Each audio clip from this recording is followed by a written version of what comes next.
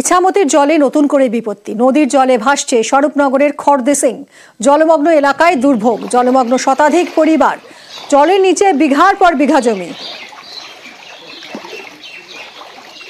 অনুপম আমাদের প্রতিনিধির সঙ্গে কথা বলবো। অনুপম, কি ব্যবস্থা নেওয়া হচ্ছে প্রশাসনের পক্ষ থেকে?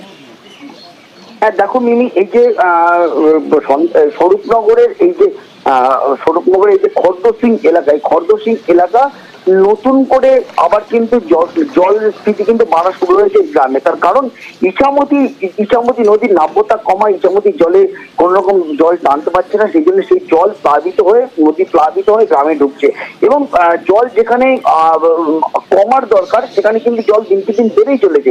এর ফলে কিন্তু কয়েক হাজার বিঘা জমির ফসল কিন্তু নষ্ট হচ্ছে। গ্রামে কয়েকশো পরিবার কিন্তু জলমগ্ন।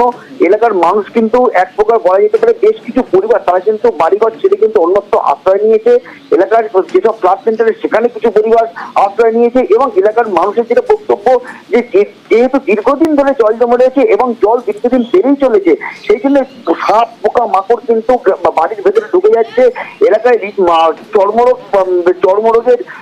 চর্মরোগে আক্রান্ত হচ্ছে মানুষ এবং এলাকায় কিন্তু এখনো পর্যন্ত এই যে জল সরানোর কিন্তু কোন রকম ব্যবস্থা কিন্তু বা কোন রকম উদ্যোগ কিন্তু নিচ্ছে না সরকার। এলাকার মানুষের যেটা দাবি যে এই ইছামতি নদীর সংস্কার হোক বা এই জল কোনোভাবে পাস করিয়ে ইছামতি নদীতে ফেলা হোক, না হলে কিন্তু বছরের পর বছর এইরকম যে সমস্যা, এই পরিস্থিতির উন্নতি হবে না। তা না হলে অনেক ধন্যবাদ অনুপম।